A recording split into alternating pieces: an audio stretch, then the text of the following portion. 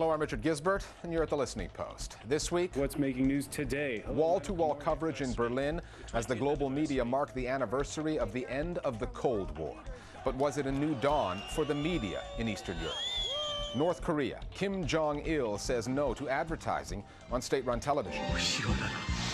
The Arabic talent show that says it's in tune with Islam. And those Filipino jailbirds are at it again. This time, they want to break free. The day the Berlin Wall came down 20 years ago marked a political turning point, the end of the Soviet Empire's dominance over parts of Eastern and Central Europe. The global media went into anniversary overdrive this past week, flocking to the German capital.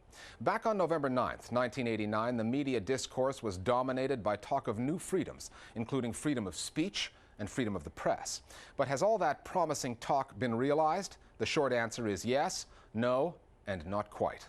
On this edition of the Listening Post, we're taking a look at the state of media in the new democracies that once made up the Soviet bloc. Our starting point this week is Berlin and the media landscape in Europe 2 decades after the fall of the wall.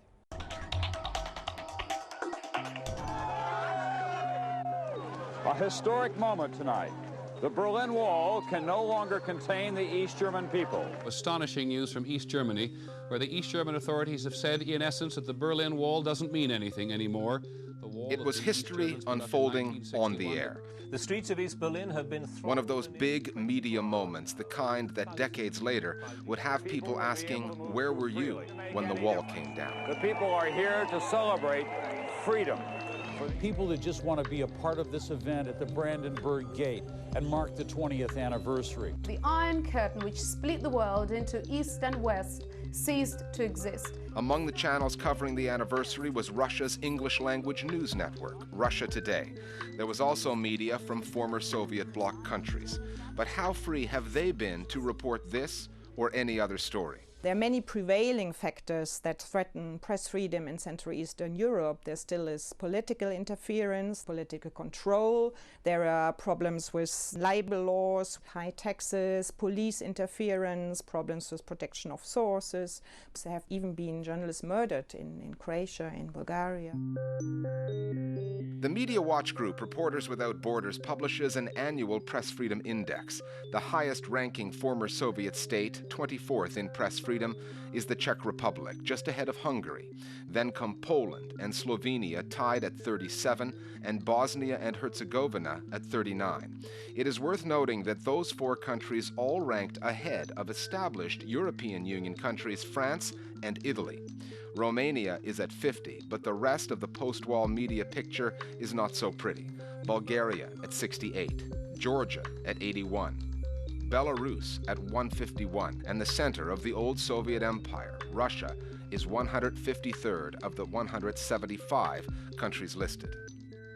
What politicians in many of these places have learned over these 20 years was the fact that the media, as during communism in fact, is a great tool to pursue your own interests, either personal interests, business interests, political interests. Russia did enjoy a brief window of relative media freedom during the Yeltsin years in the mid-1990s, before Vladimir Putin rolled back the clock. Belarus under President Alexander Lukashenko is and has consistently been in a category of its own. One has to say Belarus is a very special case. There's still about 95% of the media is in government hands. The government does not even pretend to respect press freedoms. In January of this year, we reported on Romania, on the story of Rodica Kulcher, the head of news at the country's state-funded TVR, who was pulled off the air for reporting that a politician was taking bribes. That's just one of many media stories in Romania. This year in February, the Constitutional Court in Romania ruled that defamation should become again a criminal offense. So we see again this type of retrogressive trend. The public television and radio, those are not independent media, and every new government that Romanians have had since 1989 has failed in passing legislation that grants public broadcasters independence. When speaking about the commercial television, it is more and more perceived like a means of gaining political and economical clout.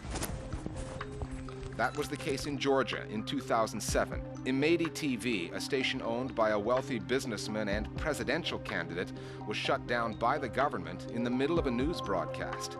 There's a pattern of intimidating the media in the former Soviet bloc. Sometimes, such as in Slovakia, intimidation comes in the form of legislation. They amended the press law in 2008, and actually what they were trying to do was to paralyze media through a system of obliging the media to give right of reply to anybody in the country. And the media feared that such a legal provision would actually offer politicians the right to flood the media with replies every day. Slovakia and Romania both made it into the European Union. Among the criteria for membership was a free and fair media. That criterion was met for a while. Once many of these countries became part of the European Union, there was no mechanism to ensure that they continue to comply with principles such as independence for the media, media freedom, and so on. And since then, actually, the state of the media has worsened in many of these places. However, to be fair to the new EU states, longtime EU members like Italy and France have, according to the Press Freedom Index, also slipped back. So when critics in Western Europe look down on the media in the East, they're applying a double standard.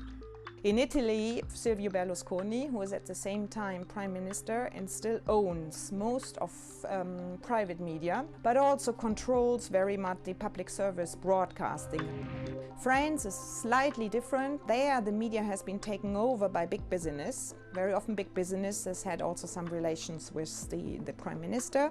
So we are concerned also in France, but I have to say more still in Italy about the situation. For 20 years of post-Cold War history, the prevailing attitude in the West has been that Soviet bloc countries have much to learn about freedom of the press. But there's another way to look at it, that in some ways media audiences in the former East Bloc are more sophisticated than those in the West. They were used to being fed information that was obviously incorrect. They learned to read that as untrue. And so they continue to distrust media now in a similar way, just generally being a bit more skeptical of what comes out of the media. What's making news today? Hello. And that skepticism of what is reported in the media is something audiences on the other side of the old wall, audiences in the West, could benefit from. Here's how our Global Village voices see European media 20 years after the fall of the wall. While I can understand that some people in Eastern Europe would be a bit sensitive about West Europeans criticising them on media issues, the fact that there are undoubtedly problems in countries like Britain and Italy with freedom of the press doesn't mean that it's somehow okay for free debate to be stifled in Eastern Europe. And actually, I think that people in Eastern Europe who can remember what it was like having a captive media during communism probably do know that better than anybody else. We should remember that the events in Berlin 20 years ago only reached so far, and there are still millions of people who have to live under repressive regimes in the extended Europe, especially in the former Soviet Union. The situation for journalists is very serious. Being part of the European Union isn't in itself a guarantee for a free media, as we've seen in Italy recently, but there is a living debate in Europe which hasn't been allowed to develop. If you'd like to be one of our Global Village voices, there are multiple ways to let us know. You can go on Facebook and look for the Listening Post page. More than 2,500 viewers have already signed up there. You can also follow us through Twitter, or you can email us at listeningpost@aljazeera.net. We will let you know via Facebook and Twitter what stories we're working on and how you can add your voice to the mix. Time now for Listening Post News Bites. The world's biggest media baron, Rupert Murdoch, the owner of News Corp, says he remains determined to charge for online content, but that news surfers won't be digging into their pockets for a while yet. Murdoch's plan was to start charging online readers by June of next year. That self-imposed deadline has now been moved back, although Murdoch won't say how far. Here's how he sees News Corp's relationship with online readers. Well, they shouldn't have had it free all the time. I think we've been asleep. Rupert Murdoch has a big problem with Google, which he says is making money by aggregating news content while the people who create the content get almost nothing, apart from some advertising revenues from their own sites. Iran's Arabic language satellite television channel, Al Alam, has been knocked off the air by two Arab-controlled satellite companies. The operators of the Egyptian satellite firm Nilesat and the Saudi Arabian company Arabsat both say they discovered a breach of contract. That's according to Egypt's MENA news agency, although no one is saying just what that breach actually was. It's a tense time in relations between Shia Iran and Western allied Sunni states such as Saudi Arabia and Egypt. And analysts have said Arab governments are worried that the channel's popularity among Arab viewers contributes to Iran's growing regional influence. A statement by Hezbollah, which is aligned with Iran, condemns the decision by Arabsat and Nilesat, saying it was made on political grounds and calling it a violation of freedom of the press. Back in September, we reported on Sultan Munadi, the Afghan journalist killed when British commandos tried to free him and his colleague, the New York Times reporter Stephen Farrell, from kidnappers. Farrell was freed while Munadi's lifeless body was left behind. Now, the New York-based Committee to Protect Journalists wants Britain to investigate just what happened during that raid and whether Munadi was in fact killed by British bullets. The CPJ has sent a letter to Prime Minister Gordon Brown raising other unanswered questions. Afghan journalists have also accused the commandos of failing to make Munadi's safe release an operational priority. Munadi's family was outraged by what happened, saying that it was negotiating with the hostage takers and was confident that the two men would have been released anyway. One of Cuba's most renowned bloggers has said that she was abducted, beaten, and threatened by government agents in Havana. Yoani Sanchez made the accusations on her blog. She said that she was detained along with another blogger on the way, ironically, to a demonstration against violence. Sanchez says that while being bundled into the car by security personnel, she was called a counter-revolutionary. Sanchez blogged that the ordeal left her covered in bruises and fearing for her life, but she remains defiant in her writings, ending her blog on the incident by saying that her assailants know that their days are numbered. Sanchez blogs through the site destecuba.com. A beer commercial has reportedly cost one of North Korea's top TV officials his job.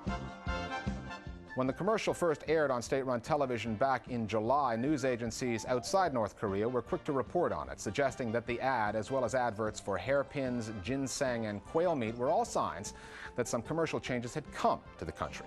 But now comes word via South Korean state-funded news agency Yonhap that not only have the ads been taken off the air, the official who okayed them has been fired. Yonhap reports that North Korean leader Kim Jong-il was infuriated by the new commercial direction the channel was taking, although Kim himself had issued instructions that programming should be more interesting and diverse. We're back after the break with a report on the Arabic talent show that takes its cues from Islam.